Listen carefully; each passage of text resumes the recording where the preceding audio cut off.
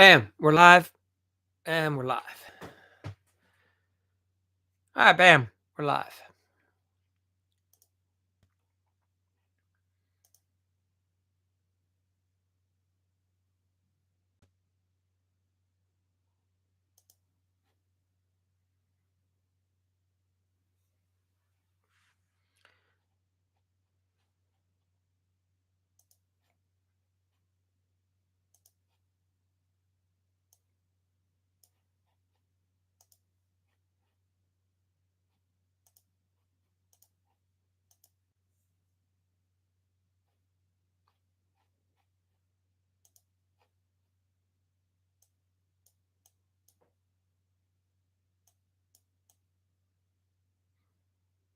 All right, welcome. We'll get started here in a minute. Just waiting for a few people to join in.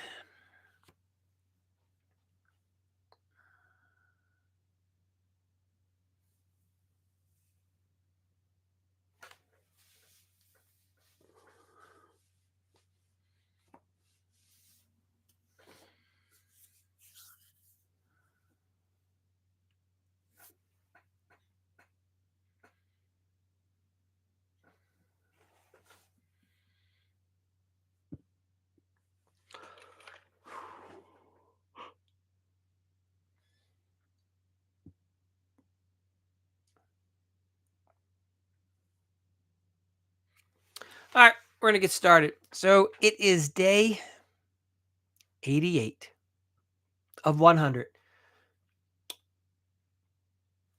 And we're talking about what gets calls for your remodeling business versus what doesn't. All right, so let's jump in.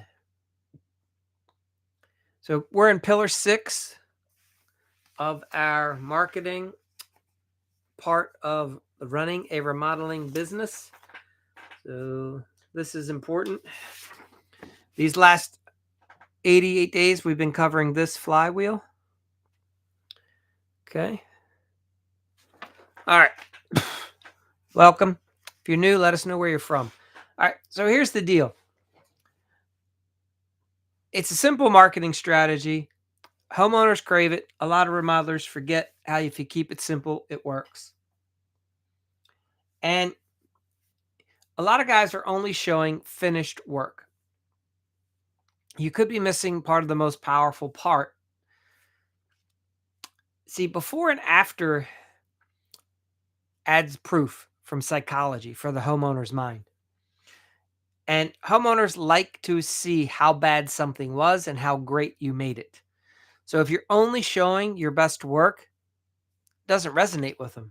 Their house doesn't look like that right now. They need to see the worst. Homeowners buy the transformation.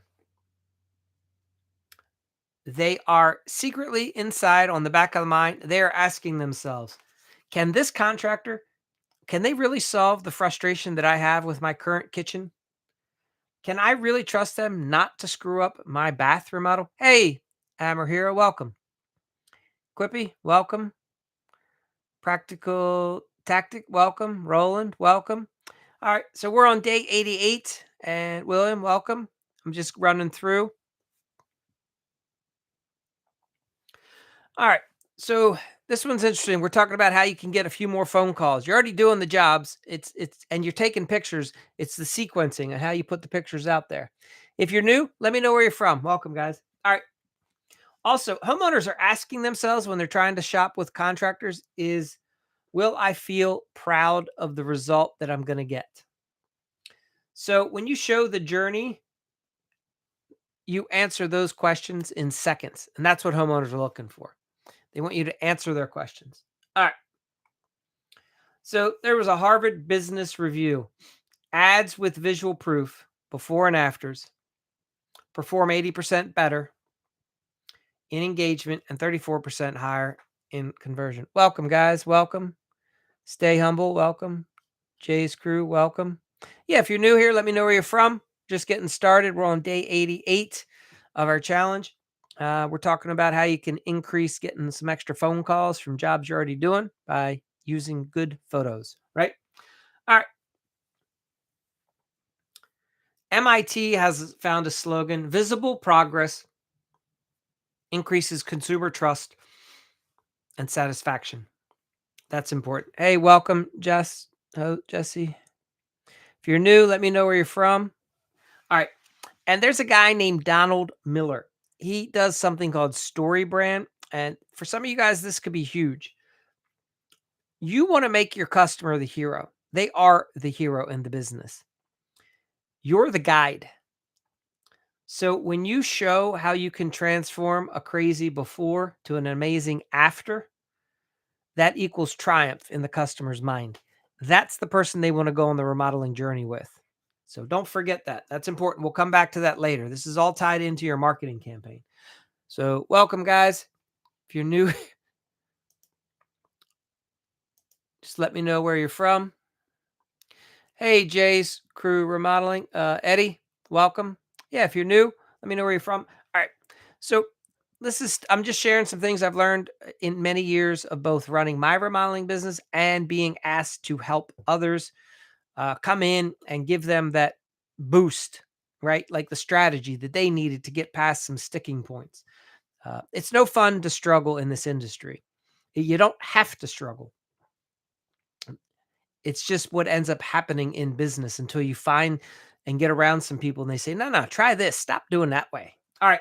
So here's what we're talking about.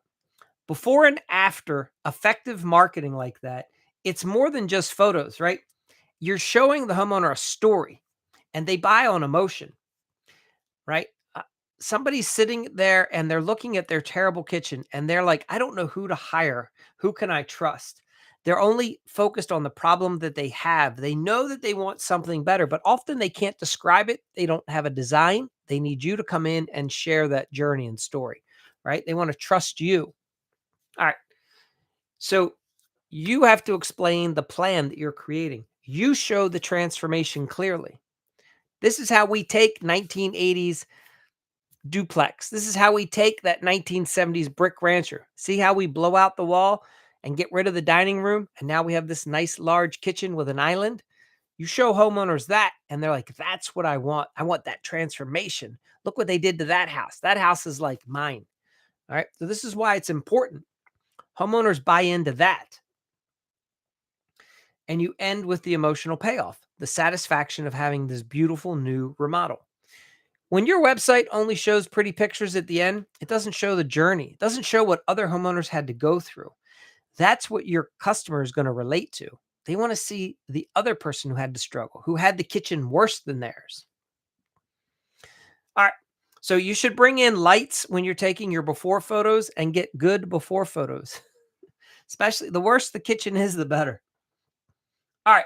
So this strategy is what builds trust before you ever even go out on the sales appointment.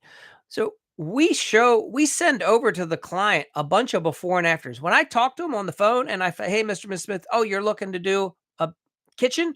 Awesome. What style have you thought about? Have you thought about it? Boom. You like farmhouse. Perfect. What do you have now? Tell me about your house. Oh, you live in a 1970s brick rancher. Ah, it's real small, right? You have that dining room in the back, the kitchen's in the front, and you want to blow out that wall. Awesome. I'm going to send you over some samples of what we've done for other clients that had a similar situation. Here was their problem. Here's the solution that we brought into them. When you start showing problem tied to solution, homeowners like, got it. That's my company. So this is how you build trust before you even have to go out on the sales call. You're speaking to their emotion. They're getting buyed in. They love the process. They trust your company now. It's not logic. And it differentiates you from all the cheap guys. See, the cheap guys don't even have good stories. The cheap guys only have a cheap price. And you can just joke with the homeowner. Yeah, I bet a bunch of guys are focusing on price, right? They're trying to get you to buy into the lowest discount. They're telling you they'll beat any price you get by 10%. And they're telling you that because they don't have good transformation stories. They haven't done amazing work. The only thing they do is discount and then they'll disappear, right? That's how you land these jobs. And the homeowner's like, yeah, you're right. I don't want to be with the discount guy. See, It's all part of a plan. You're like the orchestra conductor, right? And you want the violin to play, you make the violin play. You want to hear some bass, you get the drummer to play. And that's how you work through your sales process. All right, next. You got to take photos before every job from now on. Okay. You get before photos, you get some during photos, and after.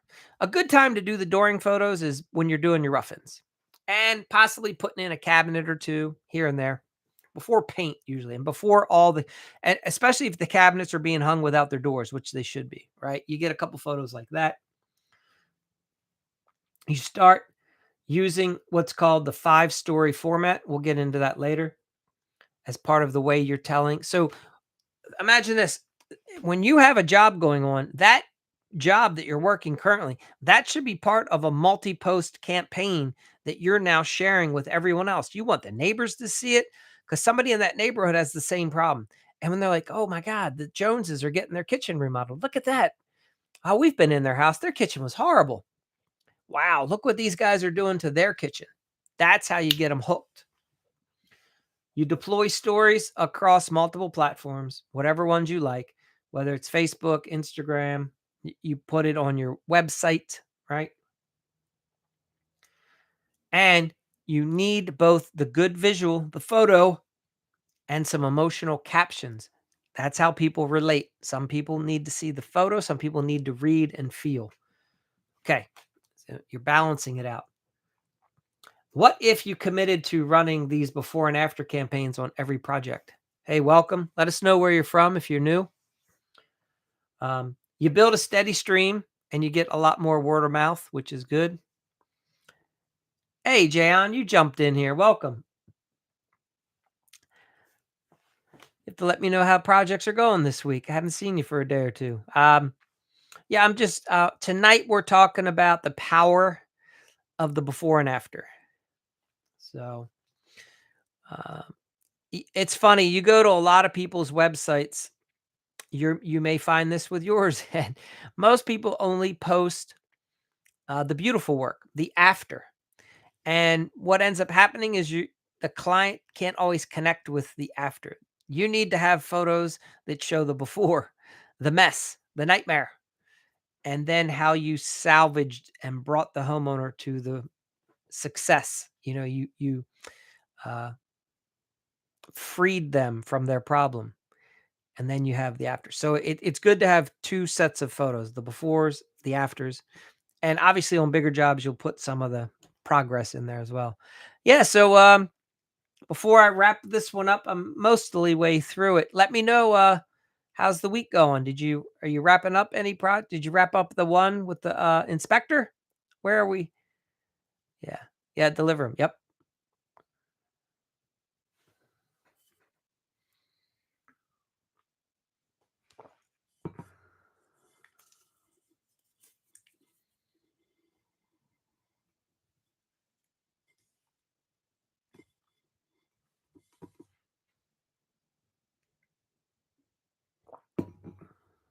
Okay.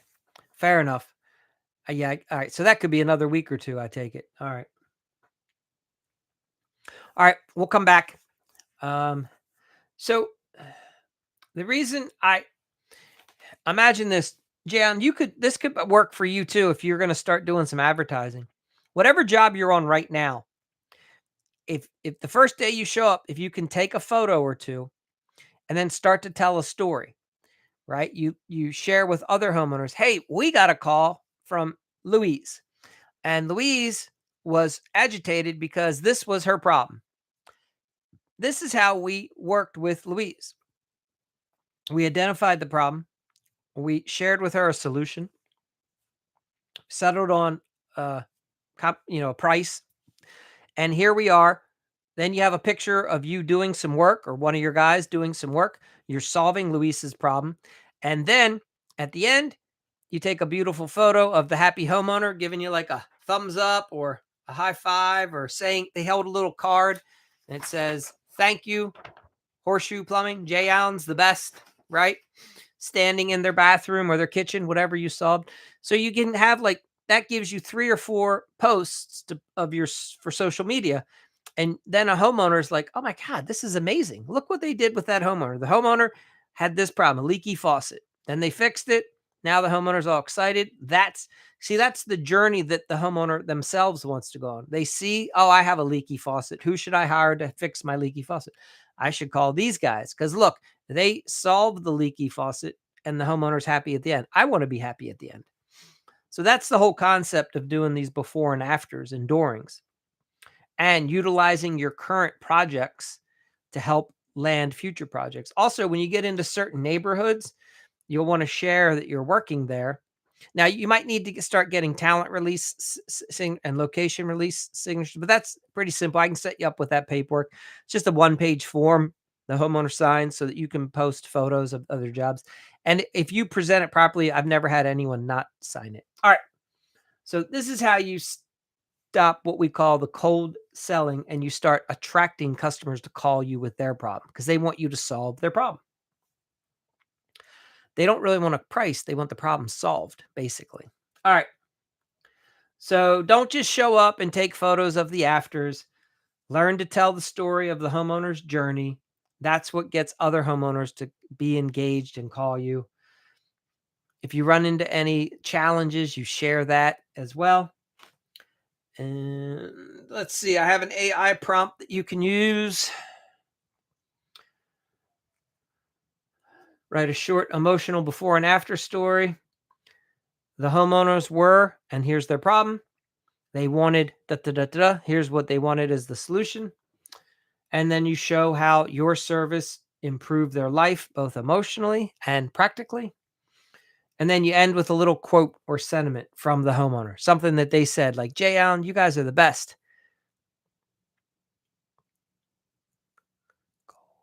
Yeah, it is cold. Donna, welcome. Homeowner caught the end of that. Yep. So Donna, this is primarily geared towards the remodeling contractor and sharing the best way to, when you're working a project, how to help leverage that so that you can land some other projects, typically in the same neighborhood or with clients that have a similar problem. So sounds like if I'm reading what you're saying, that you're a homeowner, which is cool. You're welcome to be here. Welcome. And yeah, tell us what part of Virginia. I'm on the East Coast. I'm in like the Towson part of Maryland right now, and sometimes I'm over in on the water on the bay. So, all right, um, Jay Allen. So talk to me. Tell me what are you thinking about doing any advertising on social media this year coming up? What are your thoughts?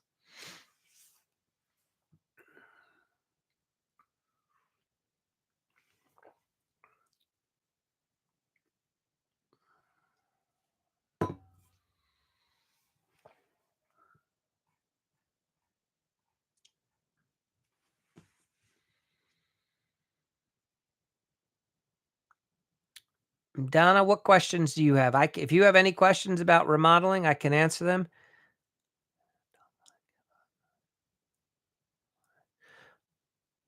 Okay. So you have a really good interest rate. Fair enough. Are you Yeah, so I hear you on that.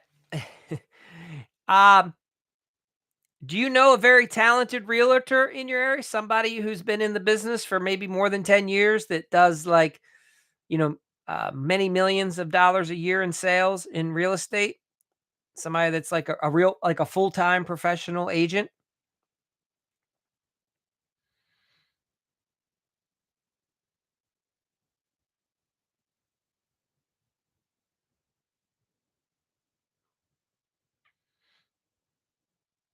So, here's the reason why I ask you that. There's a lot of homeowners that are where you're at. They have this amazing interest rate. And so what that's doing is it's impacting where you can move because you trying to go up, like get a nicer, technically more expensive house, but now because of the interest rate, it's crushing you? Is that what's happening? Whereas if the interest rates came down to like 2%, which they may never, because that was historic, like we've never had that in I mean, that's a so understand that is a first, that's a reality. We may never see interest rates like that again in our lifetime. We may not. Who knows? If you look at the last 100 years, it's highly unlikely. That was um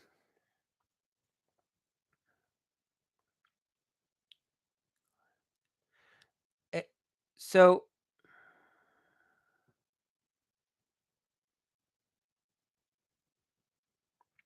okay, so you want to go back south. So this is happening right now. Many homeowners are having trouble selling their house. Okay, you bought here for work. Cool. Um, First, if you really want to move somewhere and you'd rather be there, being tied to the interest rate to me is something that's just an emotional thing. And so that's one exercise you can do is just work through the emotion and just say, we may never see interest rates like that again. So am I going to stay somewhere where I hate it just because I want an interest rate that may never happen again? Like you or I have no control over an interest rate. And I will say there is a possibility that there's a homeowner in another part of the country that has a low interest rate like you and can work a deal out. So perfect. You would make a good profit. So where I'm going with this is first, eh, it is what it is. Like none of us know how much longer we're gonna even be alive. Like I don't even know if I'll make it till tomorrow. I plan to, right? I'm gonna get a good night's sleep.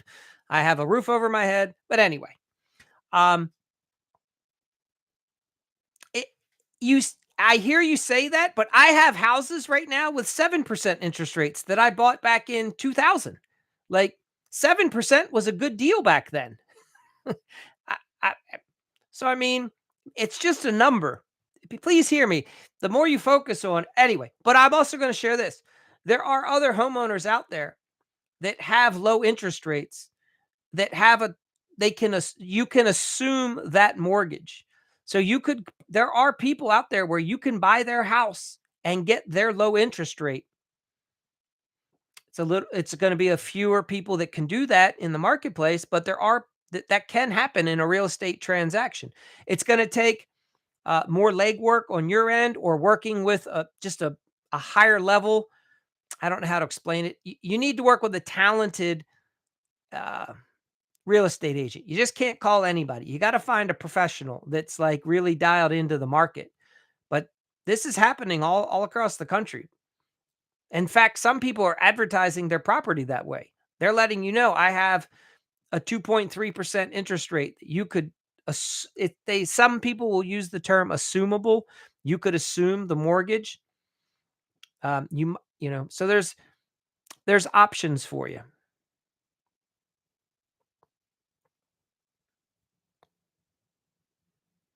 Yeah. So I would yeah.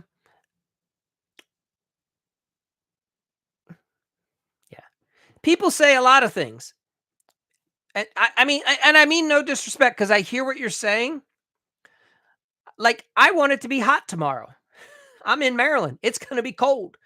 Like I'm going to have to deal with the reality of the situation. And so what I'm saying, my girlfriend and I, we started looking right around COVID. We wanted to buy a place on the water, and we found one. We loved it. We got outbid by a lot. Within about a couple months, interest rates jumped up. We found a second one we liked. Boom, we got outbid by a lot again and lost that one. We found a third one that we really liked. We put in an offer. Now, all these offers, we went over asking price ourselves, and yet we were outbid by other people going even higher. So it took like 4 years. And I will say this, there comes a point where you have to just say, interest rates might not be coming back down. So are you going to sit where you're at and hate life? Or do you just buy the house, move, and if interest rates ever come back down, you refinance? If they don't, at least you're living where you want to live. What I'm saying is not to be the victim of the situation. Make it work for you. Yeah. So, so anyway, people, there's always somebody that has to buy, there's always somebody that has to sell. Fair enough. Um, it's your best option. In fact, and you have and look, you can do this. You can go onto Google or go into AI and say, "Show me the historical interest rates for the last 100 years in America." And it's not going to be pleasant because you're going to be like, "Wow, we may never see interest rates below 5% again. Who knows? Like we just don't know what's going to happen." 15% interest rates are like also a reality in America. So part of you might go, damn, maybe right now, 6, 7% ain't so bad.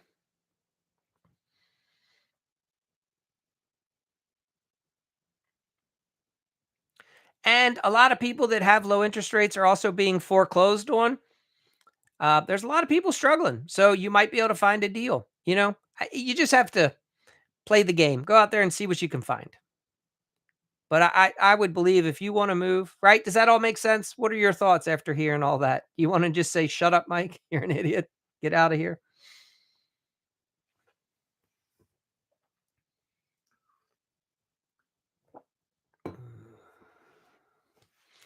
Or maybe you just want to remodel the house.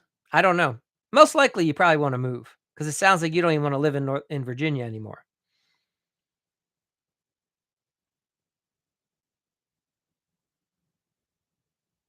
Fair enough. Well, I appreciate you finding the account. The good news is you're going to make some nice profit, and that's what I would say. Like to me, the best thing to walk away is you get to live life and say, "Damn, look at us. We're very fortunate. We got to move when we did. We were able to live in a beautiful house, have a super low interest rate." You could always Are you in a position where you could keep it and rent it and still move? That way, maybe it lessens the blow. You're like, "At least we still own one house with a low interest rate."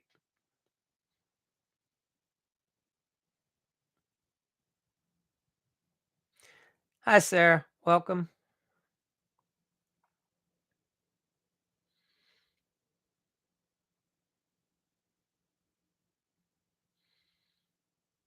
So so I have been, renting properties since, '99, okay? Um, there's positives and negatives.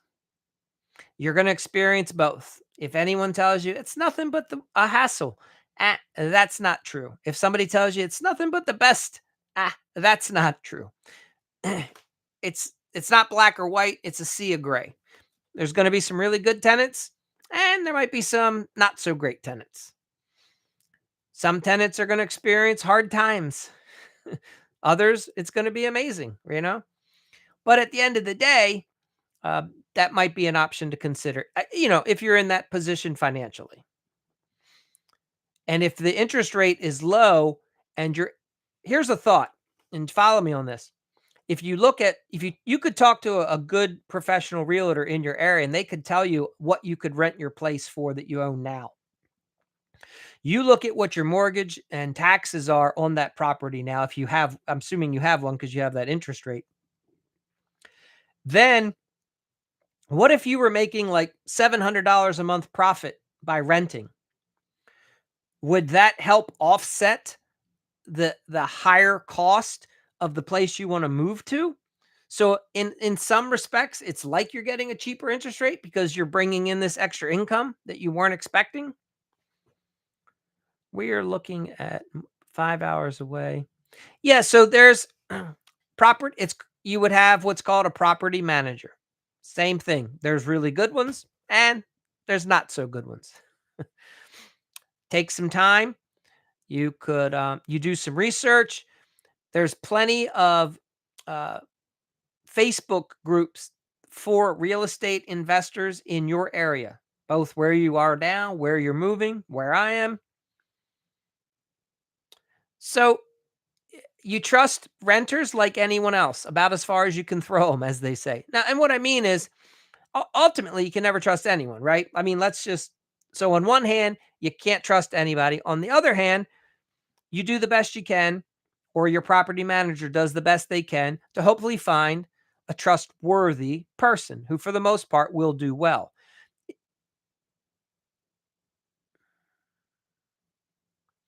Yeah. So if you're in a, yeah, good question, Jan, asking them if they're going to upsize, downsize. That's a very good question. Um,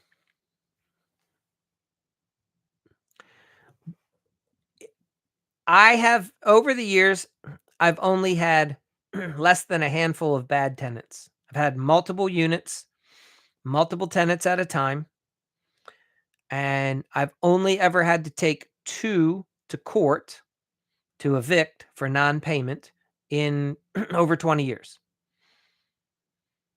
And I've had some amazing tenants, like actually amazing. Like I tried to do whatever I could to have them stay. I've had a couple stay 11 years in one place. They actually wanted to consider buying the house. Like, that's how nice it was. Just like of a situation. They just loved. So imagine that. Imagine your first tenant could be the one I had, where they want to live there for the next 10 years. They take care of the house better than you. They keep it cleaner than you. They pay the rent every time because they both have really good jobs. They're responsible. That could happen.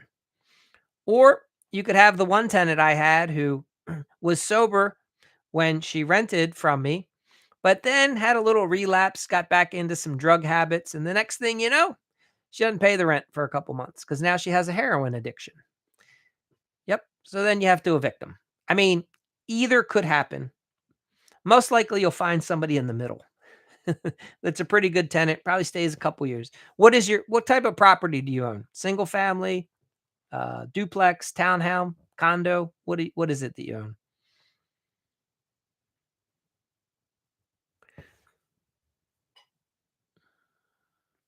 So you're downsizing. Perfect. Okay. Yeah.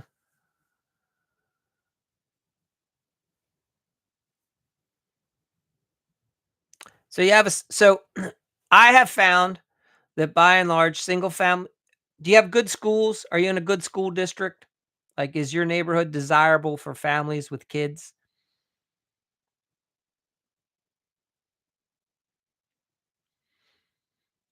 And are you guys, did you move there because, like, military or government? There's a lot of people that come into Virginia, uh, because they come in for contract work. They're going to be here for like 4 years, possibly during the term of whoever, whatever the administration is, or, so often, so you look around at your demographics in your area, that could also dictate how, you might find a good tenant who wants to stay for 3 to 4 years, and then when the next administration changes over, you'll have to find the next tenant for 3 or 4 years.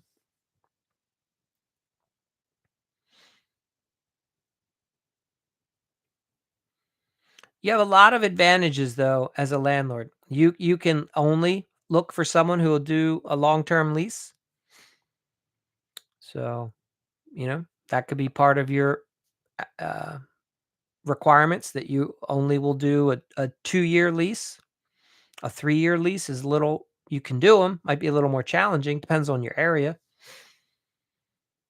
And then you could always regroup. Okay. So yeah, I could see you possibly doing a longer, you could probably possibly get someone to sign up for a long-term lease.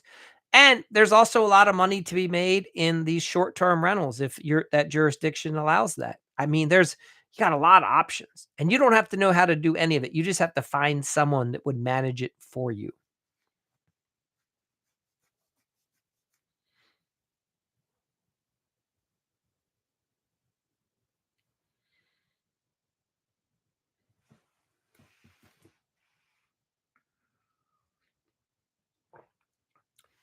Does your house need any remodeling, or is it like turnkey? Is it ready to go? Like if you were to try to sell it or rent it today, does it need work, or is it like tip top shape?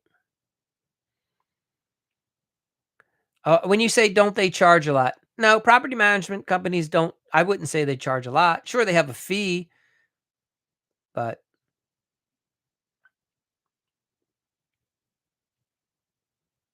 ah, yeah. So if you've kept up with the maintenance, so here's the thing about landlording. What kills a lot of landlords is they buy old houses and there's this constant maintenance that are killing them. But if you have something from 2017, so let's think about this. Water heater is probably about ready to be replaced. Furnace is probably an AC unit, probably are going to be should be budgeted for soon. Outside of that, Jay Allen can speak to the plumbing world. You might have a flapper in a toilet start to leak a little. You might have a faucet that starts to drip a little bit. A lot of times, a lot of that can be just changed with components like, a new flapper system, a new cartridge for the shower diverter. So, most likely, for another 10 years, you're not going to really have much big time maintenance. I mean, the roof's going to be fine for over 30 years. The siding, the windows, they're all good. The kitchen, bathroom, they're probably fine. Maybe some carpeting. You might have to. Usually, I have to change out some carpeting after a tenant or two. Fair, but I mean, you should be making enough profit where you can kind of factor that in. Okay, so look at you. You've already replaced the water heater, so you should get 10 years out of that. Um, so where I'm going with this is, if your property is in good shape, it's most likely going to be pretty much maintenance free. I'm not saying 100%, but any damages that come up, most likely the tenant will be paying for that. Um, so, you just have to make sure that the property is functioning properly. Refrigerator might, a microwave might go out, a washer dryer might have a problem here and there, but these are, in the grand scheme of things, these could all be fixed for less than $1,000. And it's not like they're all going to go bad at once. But for the most part, most of your components will probably be good for several more years. Yeah, so that's why you'll get a good property manager. I mean, you could. All right, so look, it depends on if you're a hands-on person. If you want to be a long distance landlord, you can do it. Probably what would happen is you would come up to the property and live there until you rent it. As soon as you get it rented, you move out, and then you need a good connection. You need to know a good plumber, a good electrician, and a good HVAC company, and a good handyman. Those are really the main connections that you'll need. And then you could manage it remotely. You're not going to be doing the work, I don't think. You would just hire the local technicians.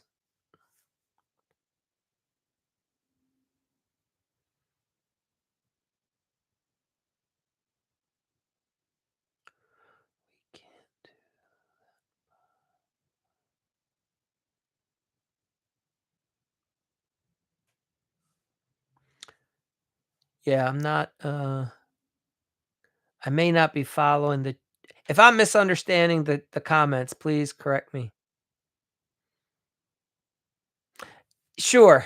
Jay, Jay Allen, you're not gonna be able to go there, but you could give some professional advice.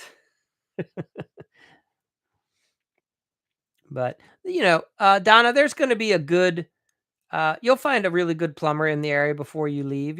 You'll find a good electrician before you leave. Again, you could join these Facebook groups and get plugged in. So I'm not, please hear me. I'm not telling you to become a landlord. I'm just saying you'd be shocked that it's probably not as hard as you might be thinking it is.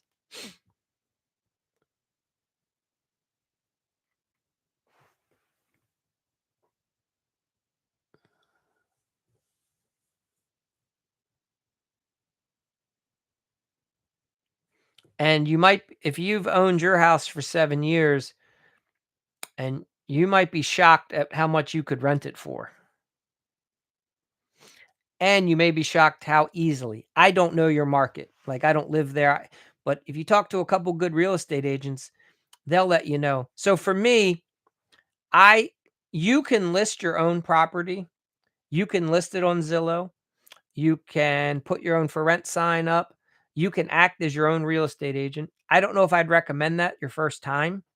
So if you hire a real estate agent in the rental world, the real estate agent, there's usually 2. There's one that's gonna represent you, the landlord, and then there's gonna be a second real estate agent that represents the tenant. The first month's rent, let's say it's $2,500 a month, that is what you pay to find the tenant, and you split that between the 2 agents. So that's what it would cost you to get the house rented, the first month's rent, whatever that is. I have good people that I trust to take care of it. I just don't trust the renters. Yeah, I'm gonna tell you right now, I've had tenants that take better care of houses than I do, straight up. I've had I have houses, I have older, like 1920 style houses. We have, nice covered front porches. I've had tenants go and buy, like, beautiful teak, rockers and lounge chairs and bench swings and that they put within the on the property, in the property. Like, I've had tenants just buy really nice, window dressings and do I've had tenants do amazing gardening. They love to garden, so they go out and they buy all kinds of plants, and I'm just telling you, you'd be shocked. There are some amazing tenants out there. Now, this all comes to me in my professional opinion, if you are a really reasonable landlord and you treat people with respect and you provide a really good product, like I have nice properties, you will find amazing there's a lot of people out there that do not wanna buy a house. They don't wanna be tied down like that, and they are decent people. They are clean. You'd be shocked. Yeah. I rented to an artist one time, younger artist. She wanted to paint the whole apartment, just different colors. I was like, "Cool. You just have to paint it back when you move."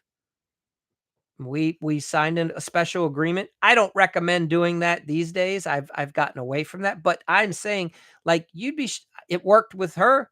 She went around, painted like 3 or 4 of the rooms different colors. She painted them back when she moved out. They stayed like 2 or 3 years, you know?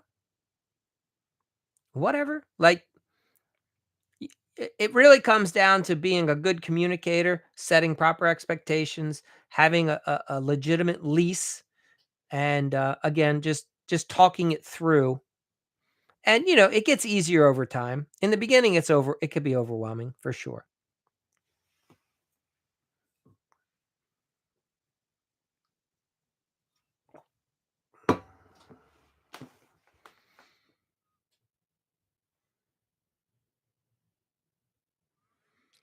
So,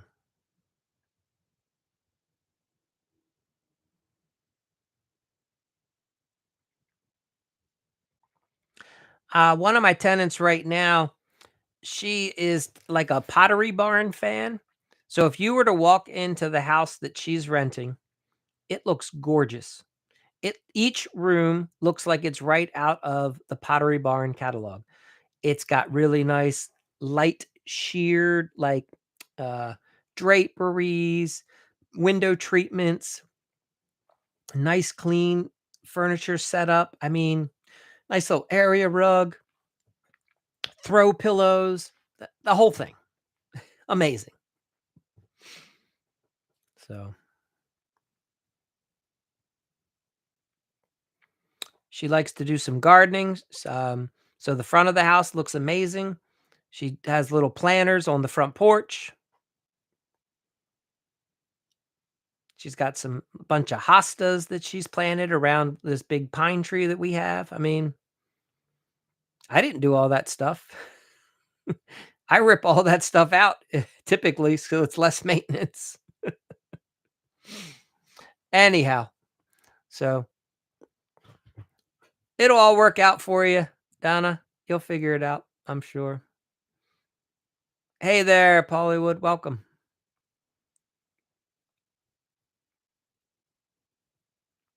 We were so Pollywood. We started talking about how to do before and afters to help you land more projects with your social media posts, and then we moved into real estate interest rates. So really, the forum's open. You can ask any questions you want if you have any. What else, Jayon?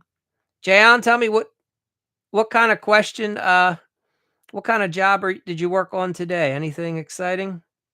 Did you help that other plumber out? You had a project with them with a water heater, right? Or water heaters, rather. Uh, Donna, if you have any other questions, fire away.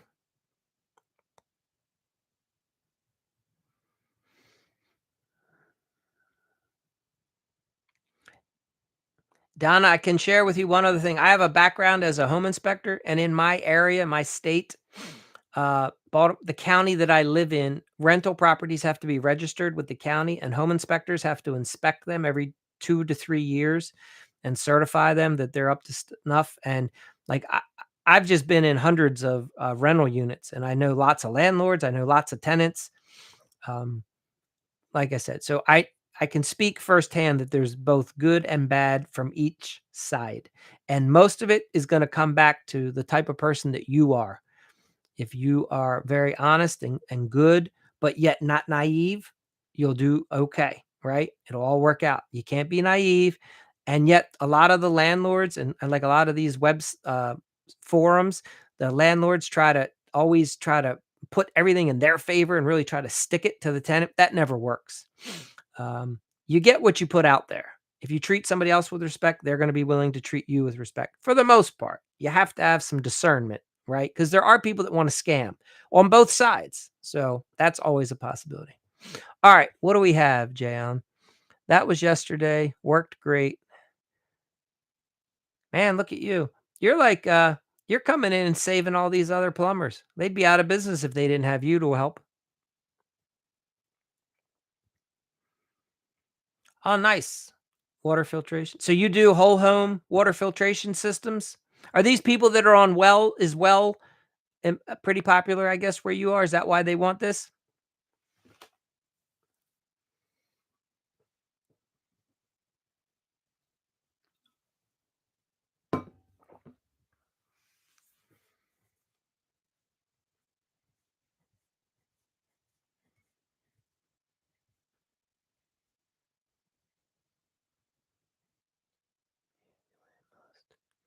All right, I'll have to do some Googling about the mud water. I'm not familiar with that.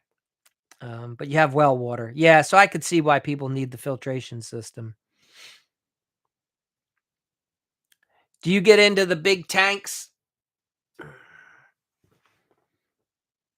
and you'll put them wherever their water heater is per se, right? And will you filter the main supply, or will you just go around and put the little cartridges wherever, like in the bathroom for when they're brushing their teeth, and then the kitchen for if they want drinking water? Okay, so you'll do a whole home treatment process. Gotcha.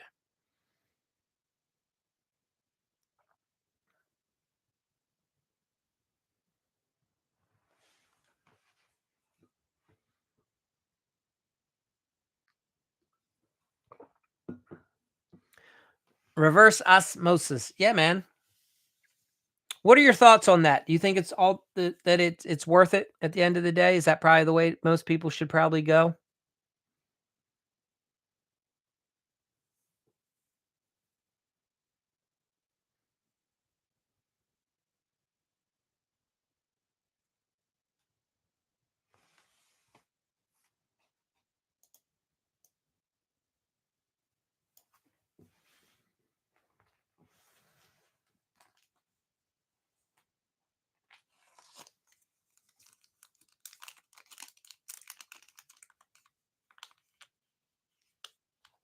Okay. And if I do h- help me understand, and I appreciate you typing all this in. I know it can be not always the most pleasant experience. All right. So if I was to do the reverse osmosis, would I be doing that in addition to the other system? Is it kinda like belts and suspenders?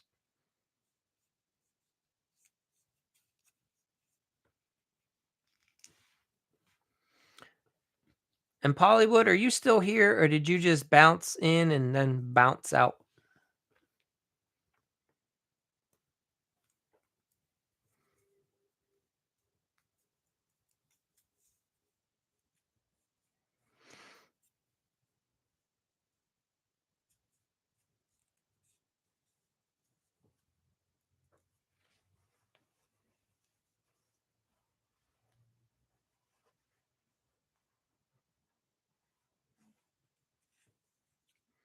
You'd love it, Jayon. So, the way TikTok works, on my end, on my screen, I can see your comment, and then TikTok has a little AI agent that pops up, and it gives me a tip on what question I should ask you.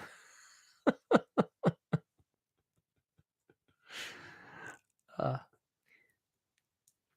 Ask about water filtration. So, I just want you to know that I'm asking you questions that I'm genuinely interested in. I'm not asking what TikTok wants me to ask.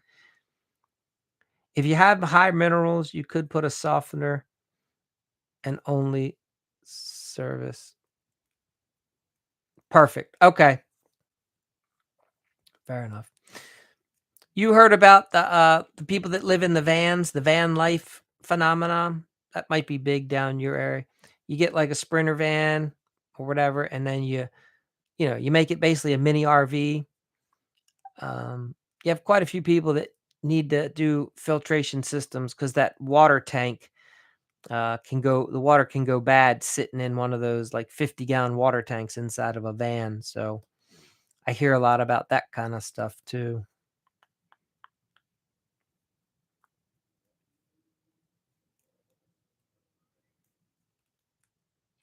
I'm assuming most people that's might be more of a DIYer.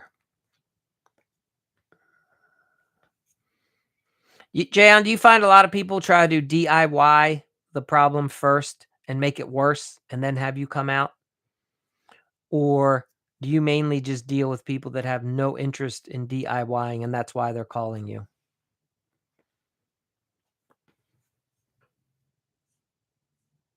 Okay, so you leave your camper. Yeah, fair enough. You drain the water after every trip. Yeah, that's the smarter move. Just don't let it accumulate too long.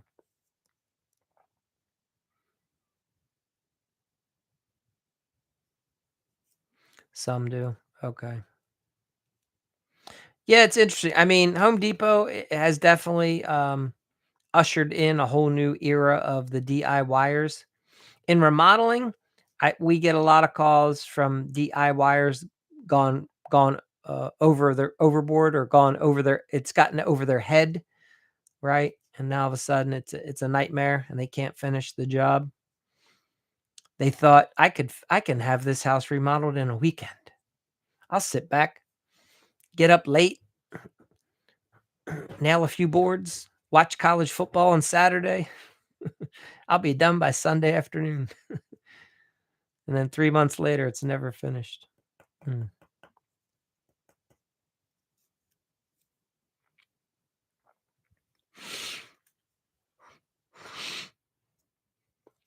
Guillermo, I think you've been here before. Let me know where you're from if you are curious, if you want to participate.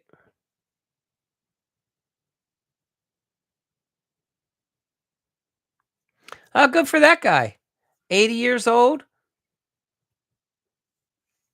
Look at that. I give him credit for trying, man. That's awesome. So was it just beyond his physical ability or was it beyond his technical ability? What it sounds like that might be a lot of work.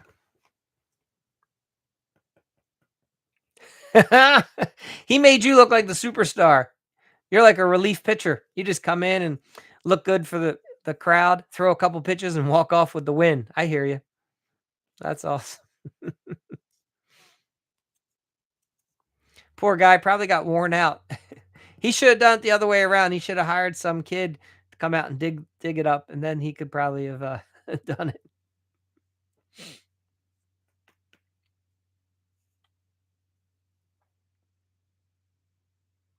Mm. Yeah, Guillermo, let us know where you're from. What part of the country? It was not plumbed correctly to clean out. Okay, very cool. Well, yeah, hence probably why he had the problems because it wasn't done properly. Makes sense. Yeah, very cool.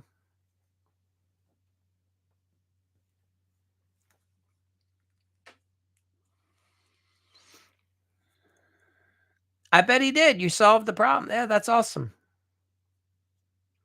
You got a new customer for life. Hopefully he'll tell some buddies, get you out there to the neighbors.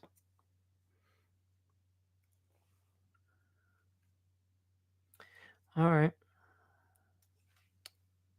Yeah, ready to exactly.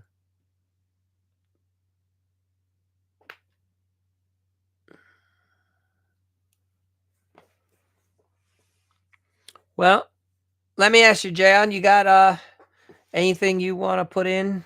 Anything you want to update us on? Any questions about uh, marketing stuff, advertising? Let's see, tomorrow, later, going to be talking a little bit more about social media again. So next couple days have a little bit of a social media theme to them for marketing and advertising. Mm.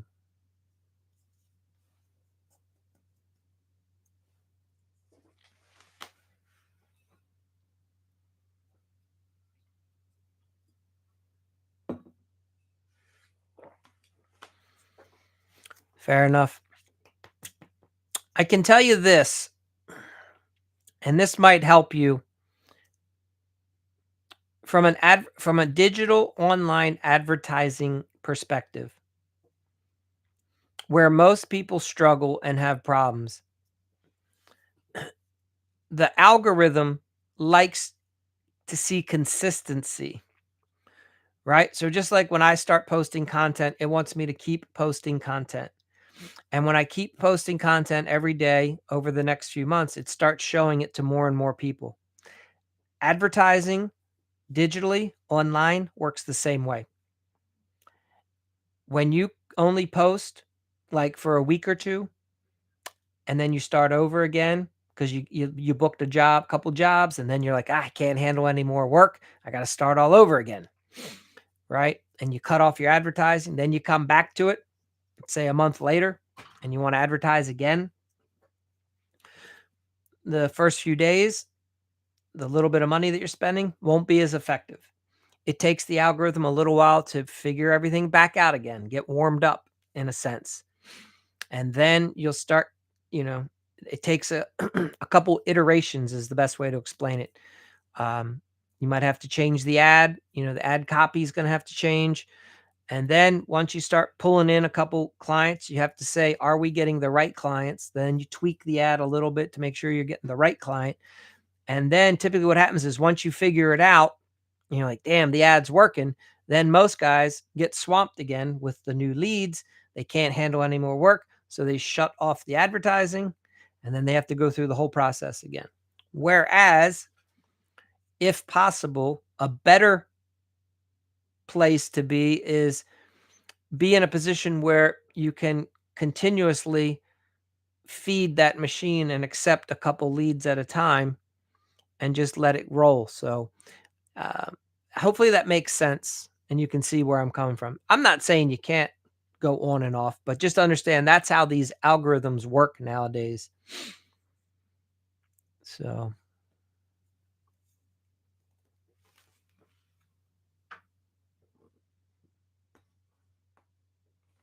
yeah.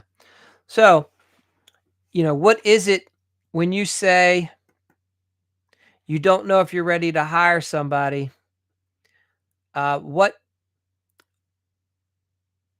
for you, what is the I don't know if I'm ready. What part are you concerned about making the commitment financially to bring someone on? Are you not ready to really be like a manager of another person that's full time like that? Like, what are you? Is it all of that? Yeah, 100%. Yes, and that's probably the thing that's probably smart for you is keep your initial campaign a little bit smaller, um, and that way you can just kind of keep it going. You know that I can afford to spend this much per week or per day, how or per month, and then you just be consistent with that. You throttle it a little bit here and there. Uh, what I'm getting at is at the end of the day, what a lot of people do, unfortunately, they're very knee jerk reactive in their business. And that's the most challenging part.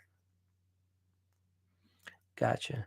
So it's going to be for you training. You're going to train them and make sure that they're top notch.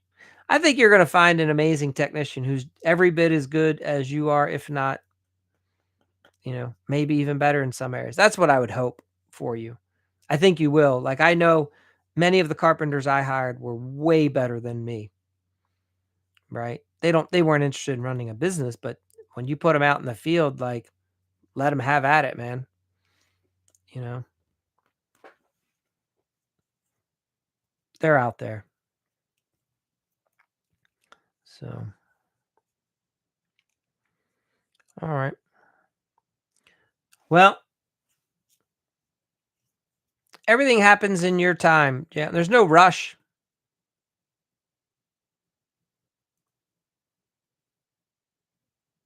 Yeah. That's the beauty of being like, believe me, hear me when I say like there's really you're doing amazing. There's no rush. Um I started off tonight's I think I said something along the lines of and I'm not saying this is where you're at. So please I'm just reiterating what I started off with. I was talking about fear for a minute and in life, in relationships, in personal development, in business development, whatever your fear is generally the direction you need to go. And I'm not saying you're afraid of this, but if you like are doing a personal assessment, like for you and where you are with your business, if there is something that you're like, I'm afraid of this, that's where you go. Got it. So um, the fear is the way. That's how we get to the next step is pushing through and being willing. It's what I'm saying, and you probably already know this, so but for anybody else, the fear is the way. It's all part of the process. Is it attacking that fear because we all have it. Nobody that's running the business is not afraid of something at some point. Hey there, uh, oh, you're saying you got a lot of work to do? There's a lot of fears. Goat, welcome. But yeah, like, I mean, I was, scared to death to make those commitments in the beginning, to some of these employees, and it it got easier at times, but I even my, like, 7th carpenter, I still remember being nervous about hiring him. So and that's how I started it what I'm getting at is and you're wise enough to probably start to recognize this. When you do that self-evaluation, you say, "Damn, I'm, like, afraid to hire this person." Then you're like, "Well, damn it, now I have to hire them." Like, I have to go in that direction because that's what I'm afraid of. And you go there not in the absence of fear, but with the recognition that, yeah, I have some trepidation. I'm uncertain about this, but I'm gonna push forward. This is the direction I go, and I'm gonna get through it, and I'm gonna figure it out. And that usually turns out to be 10 times better than all the stories you were telling yourself up here are way worse than what ends up being the reality of the situation, right? And then you're like, "Damn, why did I wait 6 months to do this? I should have done it 6 months ago." So, but that's the human condition. I think all of us in business, some get better at it at times. Some of us are in our groove. We hit our sweet spot and we just tackle fear. Like we eat fear for breakfast some mornings. And then sometimes you're like, I'm going on a diet. I don't want to even touch anything with fear in it. I'm going to avoid it for the next week. Some people, it becomes their lifelong motto to avoid fear, unfortunately. Fear is the way. That's what I'm saying. Mm. Goat, you're attacking your fear. No, you're out there crushing it right now. Good. So, you got any good stories to share?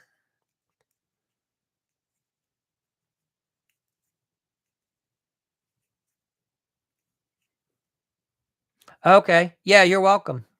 So, that's been it's been powerful for me. So, Jay, that's why I share it. That's how that's how I came to understand it after years of being afraid of going in that direction. Had a customer today, was part owner. Oh yeah, Kodak. Mhm. That's another good example of a company that didn't embrace new technology. Market leader, you know, number one film processing development company in the world, and just couldn't see how digital was going to transform the industry. They could have owned the digital space.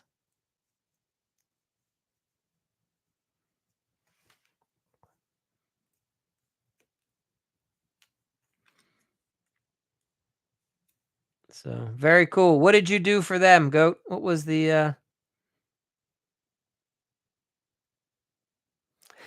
ride the lightning? I like that.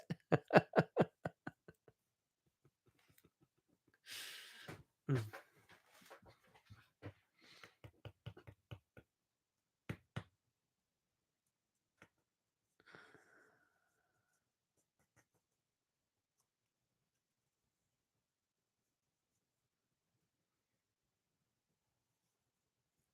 Time clock.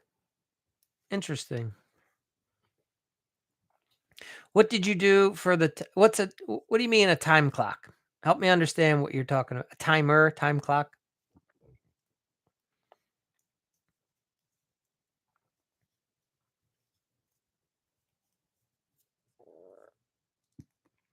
for outdoor lighting. Got it. Are you doing this person's holiday lights too? The internals? Okay.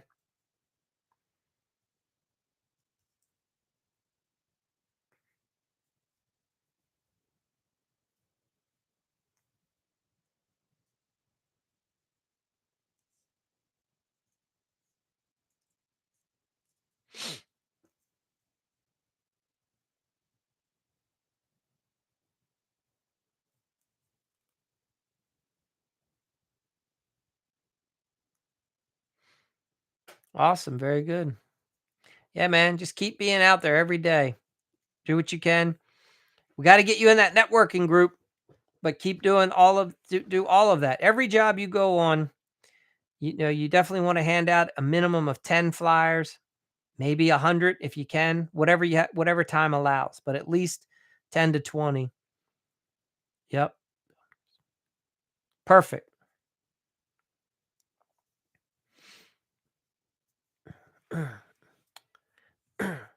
You consider getting another postcard, flyer, some sort of ad written up, and each of these people that you land these lighting projects with, give them some sort of a $25 off a future handyman project or a remodel. Put something together so that you have a way to hopefully bring them back and have them as a repeat customer for the second project. Oh yeah, big display at your house. That's awesome. More hangers on the way. Good. TikTok doesn't like that comment, so it filtered it. More hangers on the way. Don't know. Yep, radio. Yeah, so in my area, some guys really do well with sports talk radio, different political commentary talk radio stations. Um, some are on like, classical, regular, I don't know, rock and whatever you call it, mix stations, whatever your target market is. So I can see that potentially. Yeah, I mean, you have to think about who's your target customer. So when you sit down and you come up with your ideal client avatar and you're like, this is the perfect customer for me. This is what they look like. This is how old they are. This is where they live. This is how much money they make. And this is the type of music that they listen to. So if that's your client, you should go for it. You know what I mean? Yeah. So if older seniors is your target market, whatever radio station you're going with, their marketing department will have demographics ready for you. They'll have like some sort of advertising kit where they'll be able to show you a bunch of stuff. They'll be able to show you the demographics for the people that listen. You should be able to get age ranges, potentially income, area, neighborhoods. So they'll show you their reach, how many they get during different shows. And then they'll probably put together some sort of a campaign for you. They'll probably want to spread you out, and then you'll decide where you want to be based off of the expected reach. There you go. Perfect. So you got an expert. Yeah. Yeah. If your friend's a DJ, there you go. So exactly. Everybody's going to love 702. How can you not love 702? The greatest of all trades. Yeah.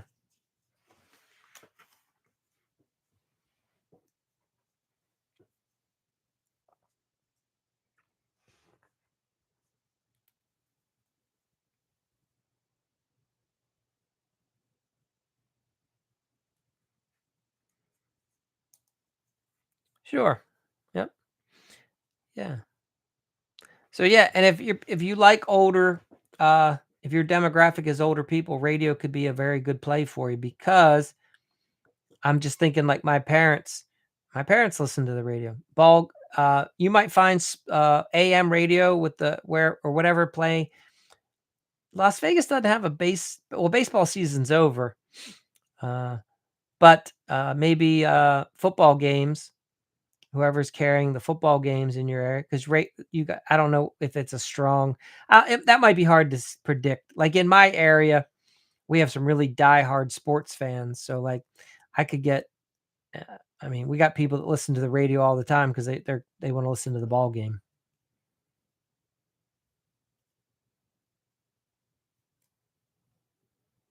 Yep. Yeah, the friendly grandma. Who doesn't want to work for grandma? They look at you like their grandson, probably giving you cookies while you're at the house too, making you a peanut butter sandwich.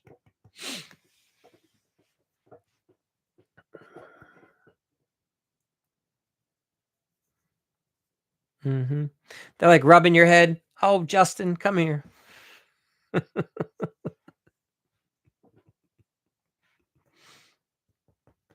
That's awesome. Well, good. Yeah, so now you gotta think about what are you gonna advertise? What's the ideal job that you wanna land from these folks? You come up with a good hopefully this DJ is helping you come up with a good headline or hook and a good call to action.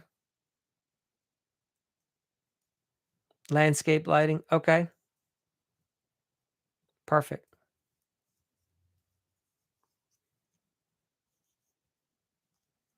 Are you familiar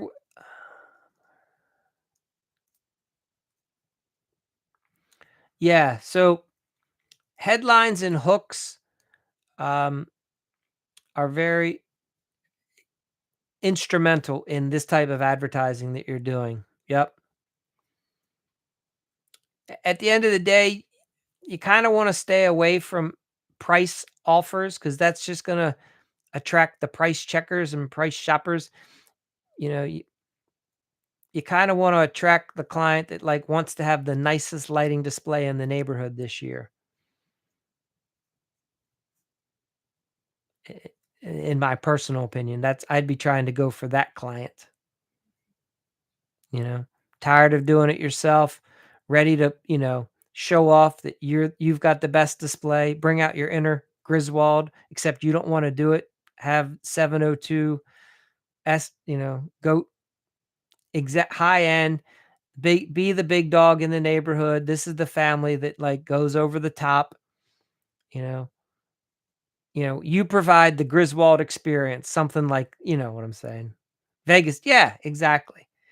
That I would think that could be a play for you to talk with your advertising people, because you don't wanna advertise that, "Hey, Justin, will give you $50 off a lighting display right now." That's my opinion. Whatever, take it for what it's worth. Yes.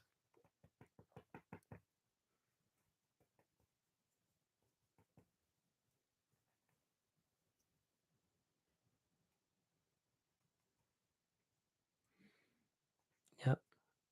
Yeah, I mean, look, there's companies that do, hundreds of thousands a year, maybe 1,000,000 just on lighting, so you can do this.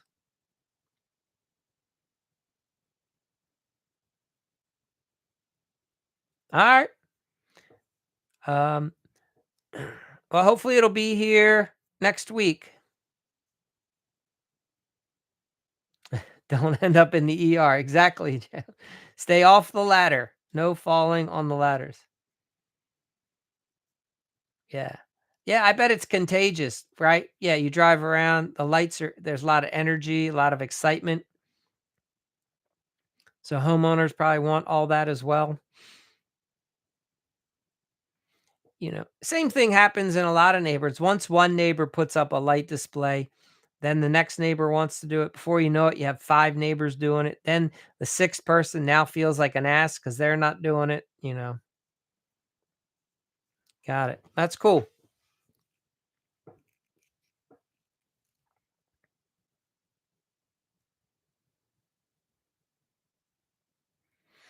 Yeah, it only takes you getting in with one person to do their Christmas lighting. I don't know if some of these larger places probably have a maintenance contract, but you could probably doesn't hurt every commercial place you go to, start asking them, "Hey, who does your lights?" Yeah. You might offer to do one person's lights for free to get other people to get it done. There you go. See, I don't need to tell you anything. You already know what to do. Yeah. I would totally offer to put somebody's lights up for free if they're in an area where it would attract other people. 100%. And you put it up under the condition that you can, as long as there's not a HOA, that somehow you can put a sign in the ground, nail it to a tree, somehow that they can see who did that lighting display. And if they want theirs done as nice as this one, this is who they call. Perfect. Yeah.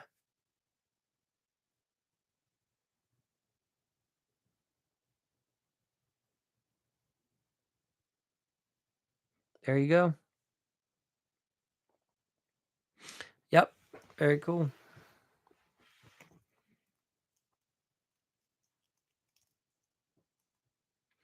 You could even incorporate that into a little social media post. Hey guys, we just finished putting the lights up for so and so. Da da da da da. Take a before picture one night, then get an after picture with the lights on. If you want, you don't wanna be left out this holiday, make some sort of an ad and just run a little campaign, post a couple things that this could work out well for you. Yeah, absolutely.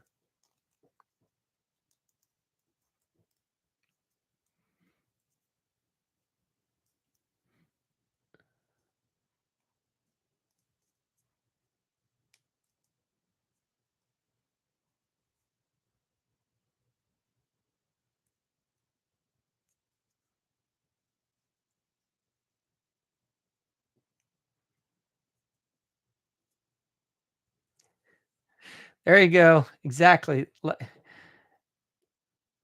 boogie woogie. Da, da, da, da, da, da, da. Exactly, Jay Allen.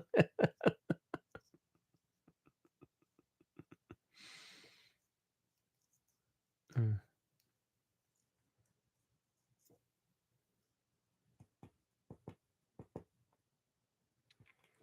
all good stuff.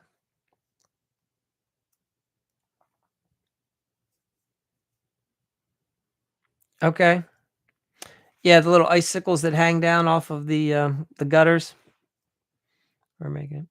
Yeah, hey, Goat, you should congratulate Jay Allen. You may or may not know he just celebrated his 1-year anniversary in his business. He's crushing it. So give him a high five in the comment.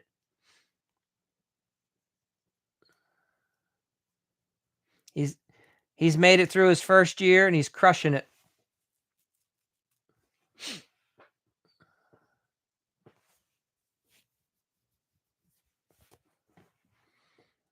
So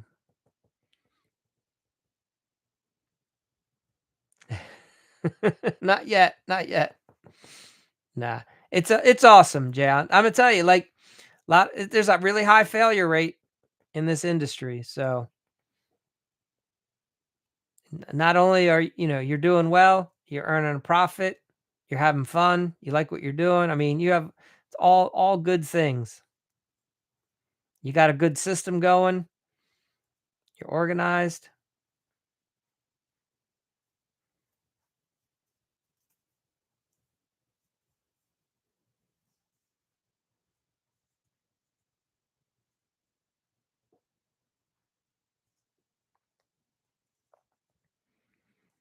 So a lot of people there's quite a few people struggling. So it's good to know that you're doing well. Yeah. Well, they say that there's a saying that you become like the 5 people that you surround yourself with the most. You usually can see that within your friend circle of friends. Like if you and your spouse like to hang around a couple other couples, oftentimes there's a lot of similarities in the crowd, right? And so in business, you want to get yourself as best you can, get around a good group of people that are all trying to assimilate, go after similar goals, values, having success. It gets contagious. Okay, very cool. So you're ahead of the curve. You have good insight. All right. Yeah.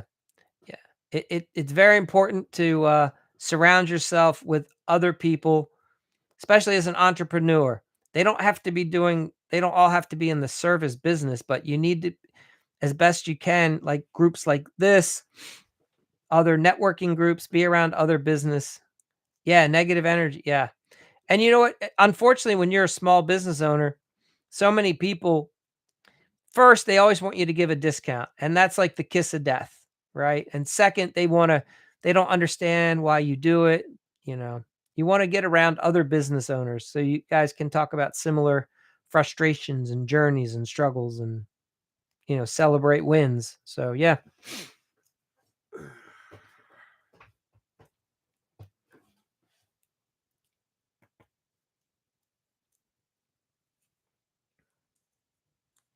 Well, I appreciate you guys both being on the lives. You guys are both doing well and, makes a big difference, you know?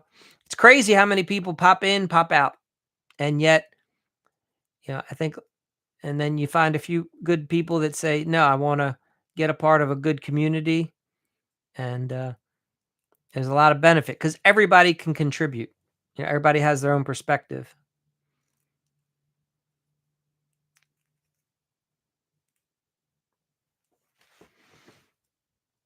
Uh,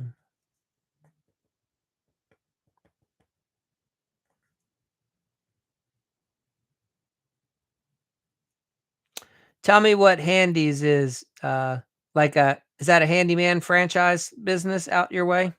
Handy's.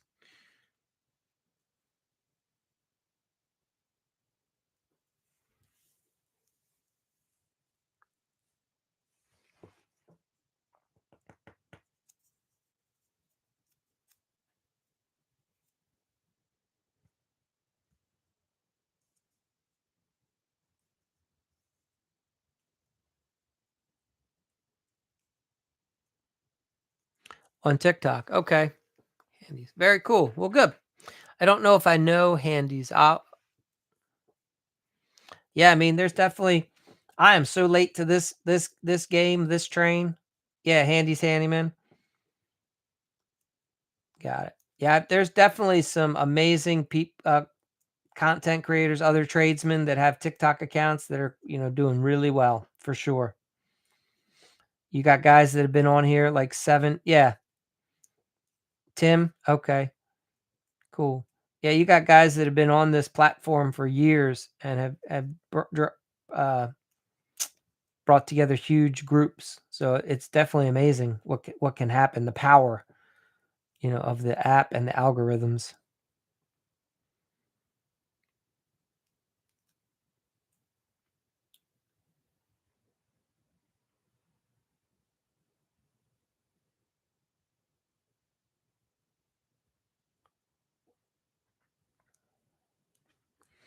Yeah, so I got started on here very late, 5 months ago. So, but it's been a good decision to get on. It's been a lot to learn at the same time, and I'm still learning. Yeah, right? Learn what videos TikTok likes. I put out another one, it didn't do so well. TikTok didn't like some of the the AI videos. It shuts them down for the first couple hours. I have to do like an appeal process because it says I'm violating the community. Yeah, I think you're right. Yeah, TikTok, when I talk about AI, the first thing it says is I'm violating the community standards because TikTok doesn't want AI content on the platform first, but there's a ton of it. But second, they want to make if you have it, they just want people to be aware of it. So like I have to be very let you guys know, hey, I'm just talking about AI here. So that because I guess they're worried about people getting taken advantage of. Yeah. So but you'll notice, I mean, every one of these lives is about AI. It's about the prompt, but I don't put that in that I save that till the very end to even talk about it. And because the algorithm doesn't seem to like it, but that's the concept.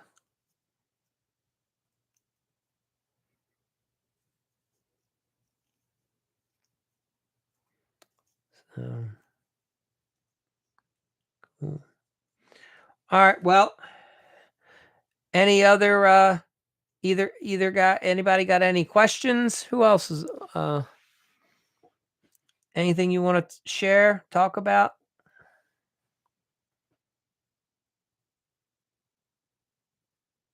Yeah, no, it's been awesome. I appreciate you guys. You guys are the best. Like really, it's cool. I enjoy it. I like hearing. It's good to be around other people that are making things happen. Jay, I don't know exactly how old you're at that, and what I'm getting at is like so many guys that are around my age are like checked out. Like they're not trying to do anything with their life other than just retire. I don't know. Yeah. Thank you. Go. Yeah. So I get energized by being around other people doing things like, achieving goals. Okay. So you got some years ahead of you. Good. That's awesome. Um, okay. Very cool. Good. Yeah. So years ago, I made a commitment just to get around younger people, like people that are doing stuff, you know? You have to keep you my opinion, you just that's what keeps you young, and the people that seem to have the happiest lives seem to live the longest and the healthiest. They stay active. They stay plugged in. You don't wanna be that old hermit. Exactly. He likes the concept of saying he doesn't have to work, but he probably loves to work. That's how I love like, I get up every day, I wanna take care of stuff. The worst thing you could do to me is tell me to sit around and lay around on the couch. Like, that is just that would be the death. Now, I'm not saying there's not days where I'm tired. Oh, nice. Okay. That's awesome, goat. I'm glad you had somebody like that that can or do have someone that can help you. That's awesome. He's probably got a lot of good insight to share. The longer you're in the game like this, you just have enough experiences that he could probably give you some good insight.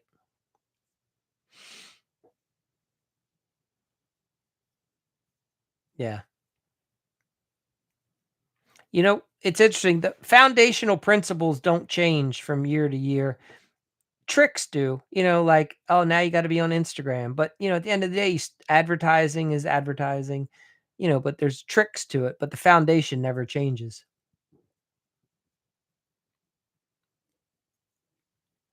Ah, very cool, good. Yeah, hopefully he was reminding you of things that you might be missing, like, "Don't forget to add this into your bid, don't forget that."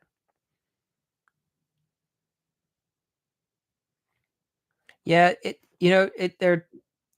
they're talking about, physical advertising definitely making a comeback because the younger kids, uh they just, TikTok all the, online stuff doesn't always do it for them. They kinda like getting a piece of paper, reading a book. Anyway, that's what they're saying. They don't know no well, that's changing though. It's starting to change. You got a lot of these kids that their parents are buying the homes for them now or with them. So, that's, becoming a new trend. Yeah. Alright, well, let's put that on your goal, your 2026 goal is, in addition to, getting some money for that emergency business account, we'll start helping you get a savings account for your house down the road.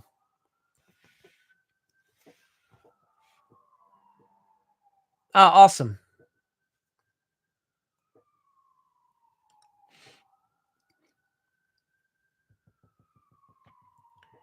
Good. Yeah, that's awesome. You might be there before you know it. You finish this year strong and get you going right into 2026 on a good, you could you could have an amazing year. Yeah, we'll get Jay Allen will build you the house, and you'll be good to go if you don't buy one that's already existing.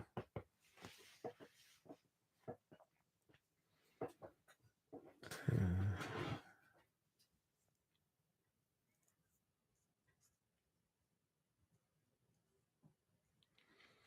All right.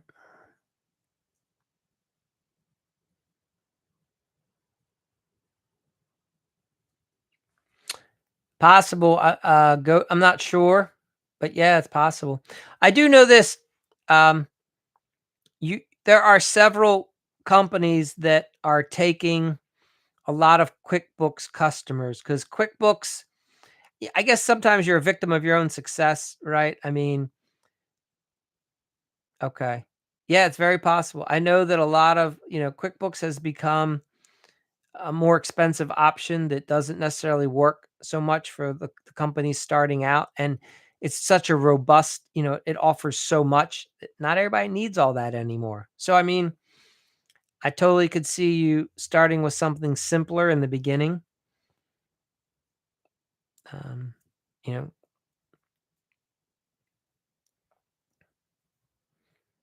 so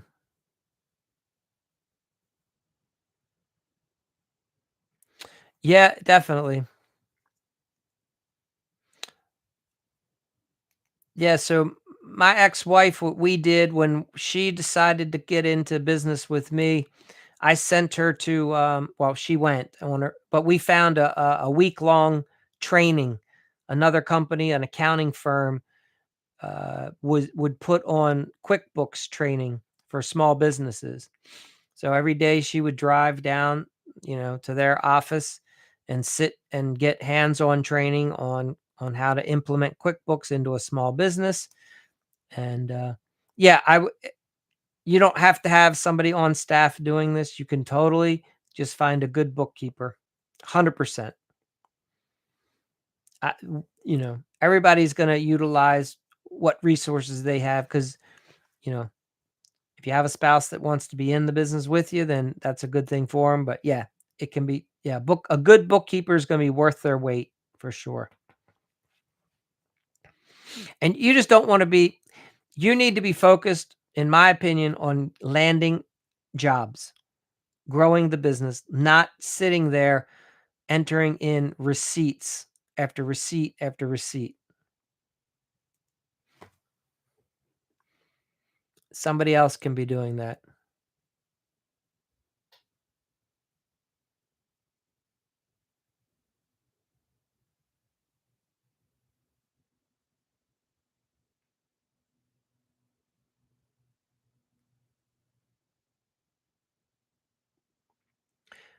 You want to join? Oh, I just saw you go. You want to join the rebels, huh? You ready? We'll get you in there. Man, I'm telling you, all those comments were filtered. TikTok was not allowing any of them to show up. Damn. I really don't understand it. It's crazy. So please forgive me for a bunch of your comments. No, it's not you per se. It's just certain words. Rebel is a word that TikTok does not like. It's yeah. So and but yeah.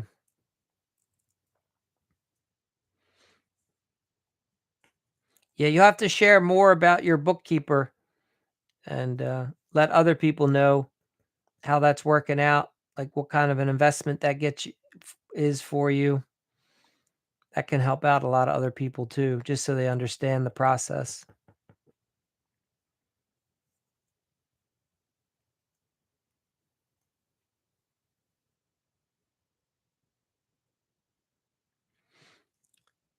And hopefully she can, what'll be nice for you is starting 2026, she can start generating reports for you or whenever your fiscal year, whatever you're going to pick for your company.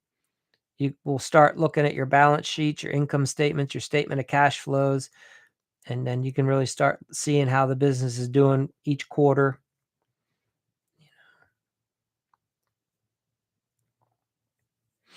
It's fun. It's fun to watch it start, in my opinion, it's fun to watch the numbers start going up.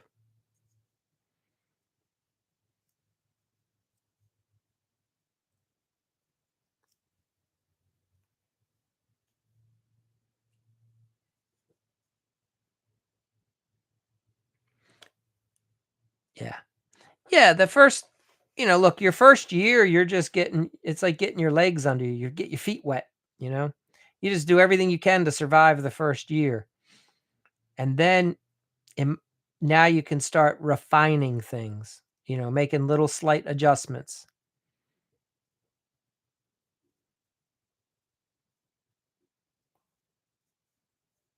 It'll start getting easier. And then you'll hit another roadblock, uh, ahead of you in a little ways, but yeah, once you start getting some consistent work lined up, yeah, and you start making sure yourself, yeah, you like the exactly, fine tuning, exactly. Yeah, because now you've learned enough of what not to do for the most part. You're like, I'm never gonna do that again, and so. It's the only way to learn half the time is trial by fire. Some people are really good at taking advice and they leapfrog the fastest, but most people we have to learn. We have to bang our head against the wall a couple times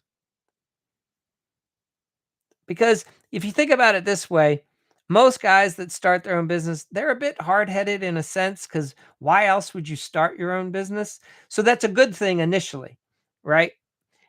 It becomes a detriment down the road when you keep hitting your head. Yeah, America. You just the thing that got you started in business is never going to be the thing that's going to keep you there long term. It's just at some point you got to make the transition to say, all right, my hard-headedness, my stubbornness got me through in the beginning. Now I need to be open to learning and growing.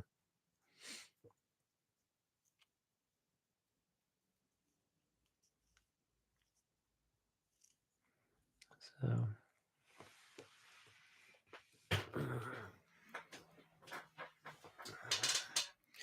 all right, fellas. Well, again, I appreciate you guys both being on here. I think we're going to wrap up tonight's and we'll we'll have another one tomorrow. And we got tomorrow's day 89, so we have like 11 more of these till I hit 100, and then I'll come up with a new format going forward after we hit. I'll probably have a day or two off where I take a break of doing the live, but I got a couple other things planned already for the next. So we'll finish out this 100 days. The next several days are all marketing and advertising. So, yep. Goat, thank you for being here. Justin, Jay Allen, as always, thank you as well for being here. You guys both have amazing nights. Yeah. No, no. Yeah, yeah. We all have, yeah. Thank you. You guys are the best. You have a great night.